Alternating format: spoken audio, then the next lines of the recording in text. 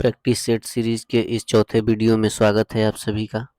आप देख रहे हैं YouTube channel Shri Radhe Krishna academy. तो स्वागत है आपका, और कृपया करके इसे चैनल को सब्सक्राइब कर लें और ये पूरे प्रैक्टिस सीरीज को फॉलो करें, जिससे आपको Bihar SSC, BPSC, Bihar SI, Bihar police और बिहार के जितने भी आने वाले अभी एग्जाम हैं उनमें सभी प्रतियोगी परीक्षाओं में ये बेहद ही लाभकारी होंगे।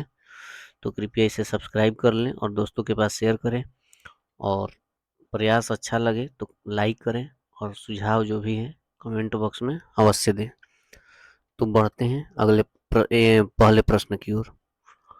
हमारा पहला प्रश्न है, 11 अगस्त 1942 को भारत छोड़ो आंदोलन के दौरान पटना में सचिवालय के पास 7 छात्रों पर गोली चलाने का आदेश किसने दिया?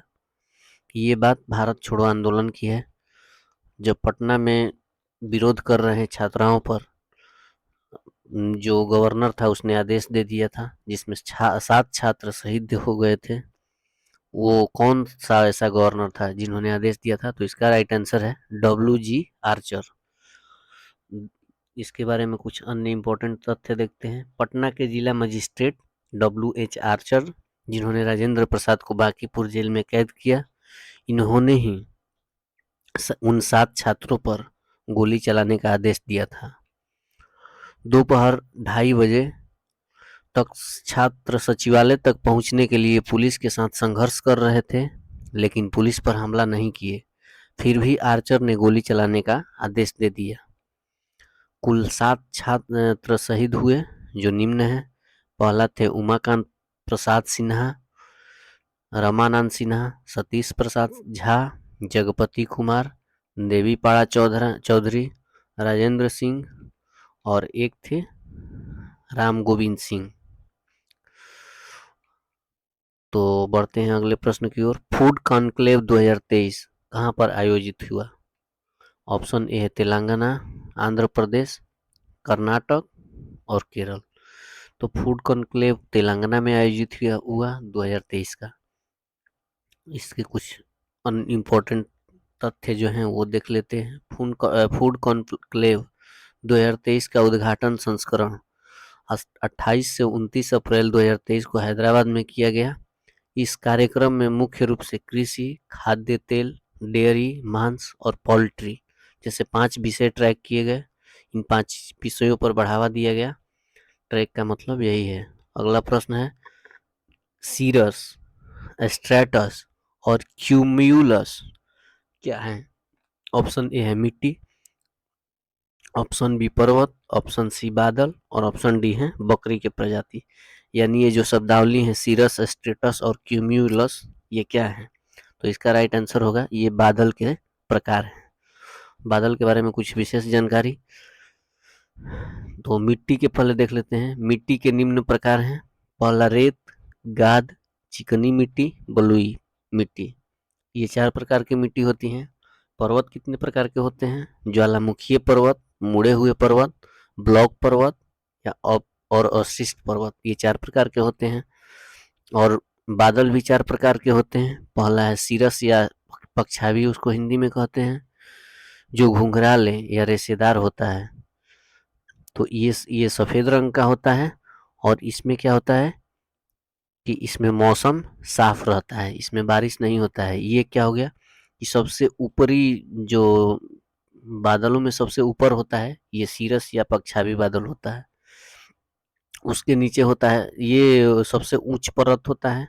ये मध्य में दोनों होते हैं, और ये होता है निम्न, यानी पृथ्वी के धरातल से 2 किलोमीटर ऊंचाई पर ये क्यूम्यूलस होता है, जो कपासी। और ये दोनों, ये 2 से 6 किलोमीटर, ये 6 से 8 किलोमीटर, और ये 8 किलोमीटर से ऊंचा। तो ये होते हैं। तो सबसे अधिक वर्षा यही दोनों कराते हैं। इन दोनों में भी सबसे अधिक वर्षा जो निम्बस या वर्षी बादल है ये कराता है। इसमें मेघ गर्जन इत्यादि होते रहते हैं, कम वर्षा होता है, चमक होता है। तो चारों को देखते हैं। सीरस या पक्षावी जो हो गया वो घुंघराले होता है या रेशेदार होता है। इसका रंग सफ़ेद होता है और इसमें मौसम साफ रहते हैं। स्ट्रेटस या स्तरीय पर जो बादल होते हैं इसमें ये चादरें होती हैं और परत के रूप में परतदार होता है ये भूरा होता है, काला होता है और इसमें कुछ वर्षा होते हैं। और सर्वाधिक वर्षा निम्बस या वर्षी बादल में होते हैं जो मध्य स्तर का है। ये दोनों मध्य स्तर का है, निम्बस और स्ट्रेटस। इसमें हल्का काला रंग होता है, इसका सबसे अधिक वर्षा होता है, हल्का जो काला रंग का बादल होता है। क्यूम्यूलस जो होता है या कपासी कहते हैं, इस ढेर या समूह के रूप में होता है। ये गोभी के आकार का होता है और निम्न स्तरीय बादल होते हैं। सबसे कम वर्षा, चमक और गर्जन सबसे अधिक होता है। बढ़ते हैं अगले प्रश्न की ओर। अगला प्रश्न है कि निम्न में कौन क्षेत्रीय भाषा में निर्णय प्रकाशित करने वाला पहला उच्च न्यायालय बन गया है? ऑप्शन ए है आंध्र प्रदेश, ऑप्शन बी है हिमाचल प्रदेश, ऑप्शन सी है बिहार और ऑप्शन डी है केरल। तो निर्णय प्रकाशित करने वाला क्षेत्रीय भाषा में केरल है। केरल हाई कोर्ट ने अभी हाल ही में अपने क्षेत्रीय भाषा में निर्णय प्रकाशित किया है। निर्णय प्रकाशित अभी तुरंत हुआ है। इसमें इसमें बिहार भी है, जो बिहार हिंदी भाषा में प्रकाशित किया है। केरल उच्च न्यायालय 21 फरवरी को अंतर्राष्ट्रीय मातृभाषा दिवस के अवसर पर क्षेत्रीय भाषा में निर्णय प्रकाशित किया है। और बिहार का जो बताया, बिहार का पटना हाई कोर्ट हाल ही में हिंदी में निर्णय प्रकाशित करने वाला पहला राज्य बन गया है। अगला पटना हाई कोर्ट की स्थापना कब हुआ था? 1916 में। और इसके वर्तमान मुख्य न्यायाधीश कौन है? कृष्ण विनोद चंद्रन। अगला प्रश्न है, निम्न में कौन घुमक्कड़ जनजाति नहीं है? ऑप्शन ए है कज्जक, ऑप्शन बी है मसाई, ऑप्शन सी है लेप्चा और ऑप्शन डी है पिग्मी। तो इसमें कौन जो जनजाति है जो घूमते रहती है, वो नहीं है। तो इसका राइट आंसर होगा पिग्मी। पिग्मी जनजाति है जो घूमती नहीं है। ये घुमक्कड़ का मतलब आज यहाँ कल यहाँ, कोई इसके अस्थायी आवास नहीं है। कुछ विशेष तथ्य देख लेते हैं कि मसाई जो जनजाति है, मसाई जनजाति नीलोच जनजाति है। नीलोच जनजाति ये महान अफ्रीकी झीलों के आसपास निवास करते हैं। नीलोत लोग नीलो सहारन भाषा समूह की भाषाएं बोलते हैं। इनकी भाषा कौन सा है? नीलो सहारन। और पूर्वी अफ्रीका में दक्षिणी सूडान के रास्ते से आए हैं। जो अफ्रीका है, ये अफ्रीका है, सॉरी एक मिस्टेक, अफ्रीका अफ्रीका ऐसे है,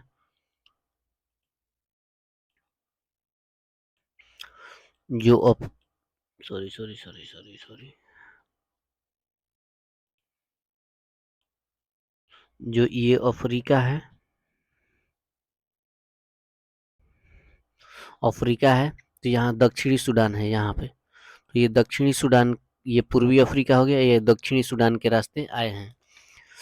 ज्यादातर नीलोट लोग यानी ज्यादातर मसाई लोग अपने मवेशियों के चरवाहे हैं और योद्धाओं के रूप में भयानक प्रतिष्ठा के लिए जाने जाते हैं। यानी जो ये लोग हैं, ये ज्यादातर मवेशी चराते हैं। ये भी एक बार प्रश्न पूछ चुका है कि मवेशी कौन चराता है, कौन सा जनजाति जो कि मुख्य रूप से उसका कार्य मवेशी को चराकर और जीवन यापन करना है। तो ये हो गया मसाई जनजाति। अगला है लेप्चा जनजाति, जो सिक्किम राज्य में पाया जाता है।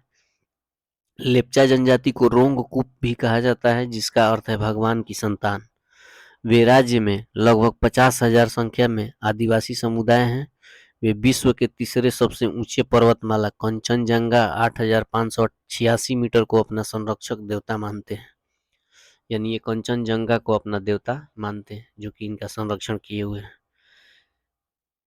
पिग्मी जो है, पिग्मी कहाँ रहते हैं? केन्या में।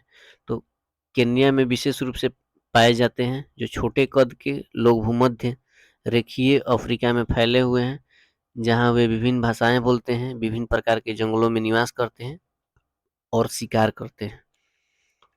अगला प्रश्न है, प्रसिद्ध महाकालेश्वर मंदिर किस नदी के किनारे स्थित है? ऑप्शन नर्मदा नदी, चंबल नदी, क्षिप्रा नदी, महानदी। तो इसका राइट आंसर है क्षिप्रा नदी। महाकालेश्वर नदी क्षिप्रा नदी के किनारे स्थित है। अगला प्रश्न है, मंदिर निर्माण कला का जन्म किस काल में हुआ?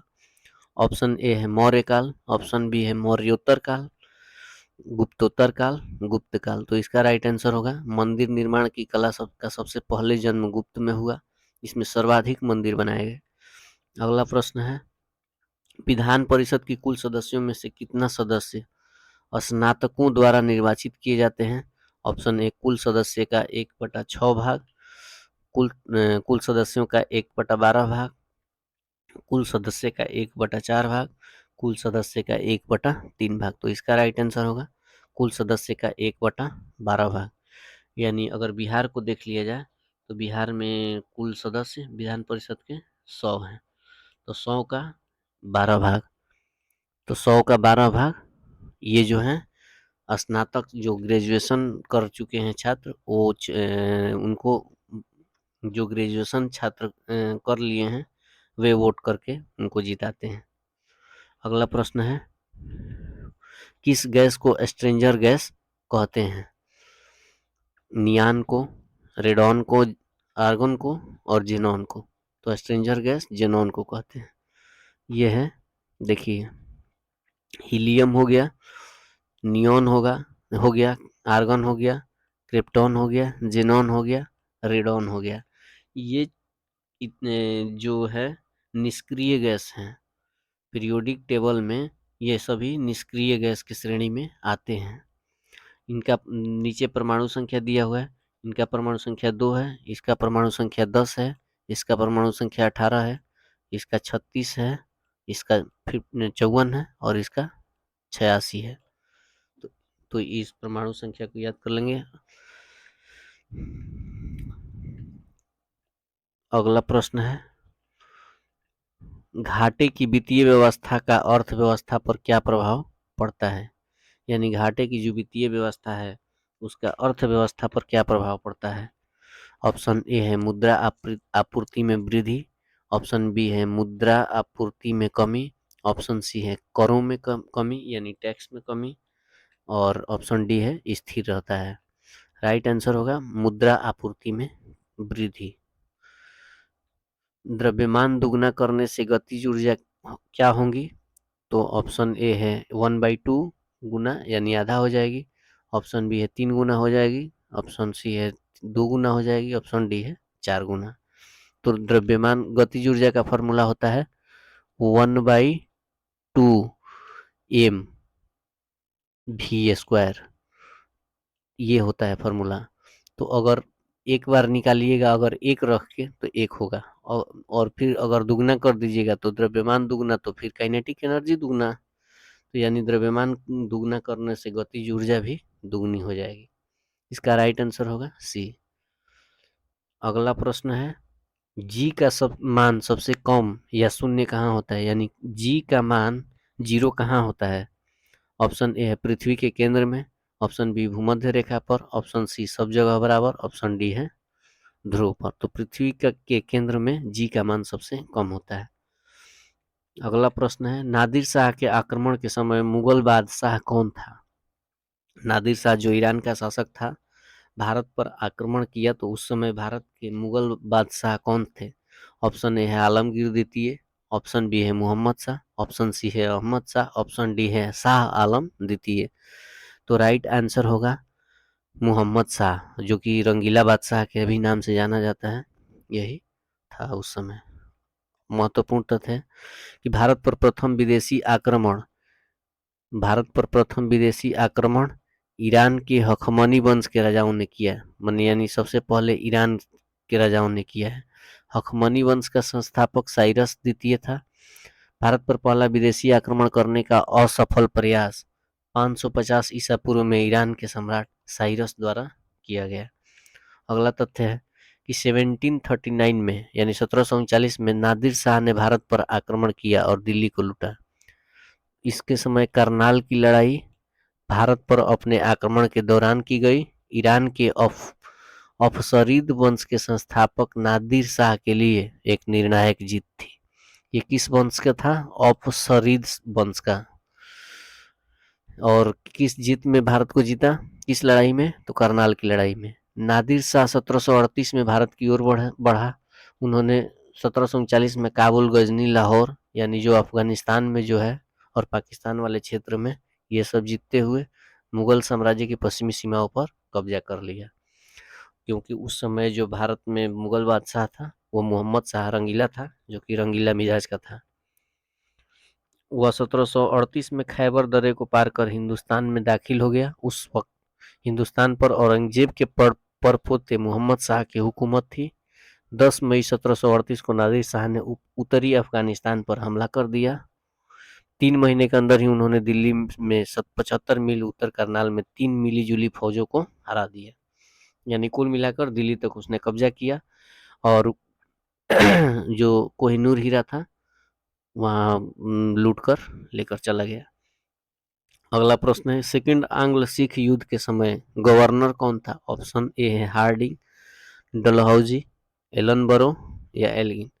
तो द्वितीय आंग्ल सिख युद्ध के समय डलहौजी शासक था। महत्वपूर्ण तथ्य है कि दूसरा आंग्ल सिख युद्ध 1848 से 49 तक हुआ। इस दौरान लॉर्ड डलहौजी 48 से 56 तक गवर्नर जनरल थे। मुल्तान के गवर्नर मूलराज ने उत्तराधिकारी दंड मांगे जाने पर त्याग पत्र दे दिया। परिस्थिति संभालने में लाहौर दरबार द्वारा खान सिंह के साथ दो अंग्रेज अधिकारी भेजे गए, जिनकी हत्या हो गई। तदंतर मूलराज ने विद्रोह कर दिया। यह विद्रोह द्वितीय सिख युद्ध का कारण बना। यानी तत्कालिक कारण यही है। तत्कालिक कारण द्वितीय सिख युद्ध का मूलराज का विद्रोह है। अगला तथ्य है कि इस दौरान लॉर्ड डलहौजी गवर्नर जनरल था। अगला प्रश्न है, प्रथम आंग्ल मराठा युद्ध की समाप्ति किस संधि से हुई? पुरंदर संधि, बसिन संधि, सालवाई संधि, सूरत संधि। तो इसका राइट आंसर होगा सालवाई संधि। अगला प्रश्न है, इसमें कुछ तथ्य है कि पहला आंग्ल मराठा युद्ध 1775 से 82 के बीच भारत में ब्रिटिश ईस्ट इंडिया कंपनी और मराठा साम्राज्य के बीच लड़े गए 3 आंग्ल मराठा युद्धों में ये पहला था। युद्ध सूरत की संधि के साथ शुरू हुआ और सालवाई संधि के साथ समाप्त हुआ। यानी सूरत से शुरू हुआ था और सालवाई संधि से समाप्त हुआ। अगला प्रश्न है, द वे आउट पंपलेट किसके द्वारा प्रकाशित किया गया? ऑप्शन ए है गांधी, ऑप्शन बी है जिन्ना, ऑप्शन सी है सीमांत गांधी, ऑप्शन डी है राजा जी। यानी इसका राइट आंसर होगा राजा जी। द वे आउट पंपलेट किनका रचना है? राजा जी। राजा जी आपको आंसर बताना है कि राजा जी का पूरा नाम क्या था। ये तो उपनाम था, तो पूरा नाम क्या था? अगला प्रश्न है, अगस्त घोषणा किसके द्वारा की गई? मॉन्टेग्यू, माउंटबेटन, लिनलिथगो या इरविन। इसका राइट आंसर है मॉन्टेग्यू। अगला प्रश्न है, महालवाड़ी व्यवस्था किसके द्वारा लागू किया गया था? Thomas Munro, Colonel Sleeman, Holt Mackenzie या कार्नवालिस। राइट आंसर होगा हॉल्ट मैकेंजी महालवाड़ी व्यवस्था लागू किया था। देखिए इसमें सबसे इम्पोर्टेंट है, पूछता है कि किन किन क्षेत्रों पर महालवाड़ी व्यवस्था लागू थी, किन क्षेत्रों पर नहीं थी। तो महालवाड़ी जो व्यवस्था है, ये जो रेड है, ये सभी महालवाड़ी व्यवस्था लागू हुआ था। तो मैप में देखेंगे ये वाला क्षेत्र हो गया, तो ये पश्चिमी प्रांत हो गया। ये यूपी का कुछ क्षेत्र हो गया, यूपी का पूरा क्षेत्र है। अब देखिए ये बिहार और बंगाल में ये सब लागू हुआ है परमानेंट सेटलमेंट यानी अस्थाई बंदोबस्त, और इधर असम के हिस्से में तो असम और बिहार और बंगाल, उड़ीसा, इन सभी में परमानेंट सेटलमेंट लागू हुआ था। और फिर उसके बाद ये जो है महालवाड़ी हो गया, ये रैयतवाड़ी, यानी ये सभी जो रैयतवाड़ी है, रैयत यानी किसान ही होता है, ये रैयतवाड़ी है। रैयतवाड़ी व्यवस्था इतने क्षेत्रों पर लागू हुआ था, सर्वाधिक क्षेत्रों पर महालवाड़ी व्यवस्था लागू हुआ था। अगला प्रश्न है, अटाला मस्जिद स्थित है? ऑप्शन ए है Lucknow, option B Jaunpur, option C Azamgarh, option D Ghazipur. तो ये अटाला मस्जिद जौनपुर में स्थित है। अभी बताइएगा करंट का कि जौनपुर का सांसद कौन है? अगला प्रश्न है, लोक लेखा समिति रिपोर्ट किसे प्रशिक्षित करती है? ऑप्शन ए है लोकसभा अध्यक्ष, ऑप्शन बी है विपक्ष के नेता, ऑप्शन सी है राष्ट्रपति और ऑप्शन डी है मुख्य न्यायाधीश। तो लोक लेखा समिति अपनी रिपोर्ट लोकसभा अध्यक्ष को प्रेषित करती है और लोकसभा अध्यक्ष इसे संसद के पटल पर रखते हैं। महत्वपूर्ण तथ्य में देखते हैं, इसमें 22 सदस्य होते हैं, जिनमें 15 सदस्य लोकसभा द्वारा और 7 सदस्य राज्यसभा द्वारा। इनका टाइम ड्यूरेशन होता है 1 वर्ष और वर्ष 1921 में गठित हुआ था और संसद की प्रमुख समितियों में अग्रणी लोक लेखा समिति है, जिसे भारत के सीएजी रिपोर्ट के आधार पर ये सार्वजनिक जो धन है उसके व्यय की जांच जुटाता है और सरकारी धन का सदुपयोग सुनिश्चित हो सके, इसमें महत्वपूर्ण भूमिका निभाता है। इसका जो कार्यकाल होता है 1 वर्ष का होता है और इसमें जो अध्यक्ष होते हैं वो अक्सर लोकसभा विपक्ष के नेता होते हैं। अगर लोकसभा विपक्ष अगर पार्टी कोई नहीं है तो सबसे बड़ी जो विपक्ष में पार्टी बैठी है उसका नेता होगा। बस यही है सब। अगला प्रश्न है, बिहार में कैदियों द्वारा नंगी हड़ताल किस आंदोलन के दौरान की गई? ऑप्शन ए है स्वदेशी, ऑप्शन बी है जालियांवाला बाग हत्याकांड, ऑप्शन सी है सविनय अवज्ञा आंदोलन और ऑप्शन डी है भारत छोड़ो आंदोलन। तो यानी बिहार में जो कैदियों द्वारा नंगी हड़ताल जेल में नंगी हड़ताल यानी कपड़ा न पहनने का फैसला किसने किया, कहाँ पे हुआ था? तो बिहार में। और किस आंदोलन के दौरान? तो सविनय अवज्ञा आंदोलन के दौरान। अन्य महत्वपूर्ण तथ्य में देख लेते हैं कि सामुदायिक सविनय अवज्ञा आंदोलन के स्थान पर व्यक्तिगत सविनय अवज्ञा आंदोलन का प्रारूप तैयार किया गया। पटना युवा संघ की स्थापना की गई तथा नंगी हड़ताल गांधी जी की गिरफ्तारी के बाद स्वदेशी के प्रचार और विदेशी कपड़ों का बहिष्कार के रूप में किया गया। भारत में सबसे पहले सोने के सिक्के किसके द्वारा जारी किया गया? ऑप्शन ए है गुप्त शासक, ऑप्शन बी है हिंद यूनानी, ऑप्शन सी है कुषाण और ऑप्शन डी है शक। तो इसका राइट आंसर होगा हिंद यूनानी। जो प्राचीन काल में है सबसे पहले हिंद यूनानी ही भारत, विदेशी जो थे वो भारत आए थे। ये कहाँ से थे? ग्रीस देश से, जिसे इंडो ग्रीक कहा जाता है। तो ये सबसे पहले सोने के सिक्के जारी किए थे। और इसमें महत्वपूर्ण तथ्य में देख लेते हैं, शुद्ध सोने के सिक्के सबसे पहले कुषाण शासक द्वारा कनिष्क द्वारा जारी किया गया। शुद्ध सोना और सबसे पहले में अंतर है। गुप्त राजाओं ने सर्वाधिक स्वर्ण सिक्के जारी किए, सातवाहनों ने सीसा और प्रोटीन आधारित माने चांदी के सिक्के जारी किए, तांबे के भी सिक्के सातवाहन जारी किए। भारत में पहली बार सोने के सिक्के कुषाण वंश द्वारा जारी किए, ये तो तथ्य गलत है।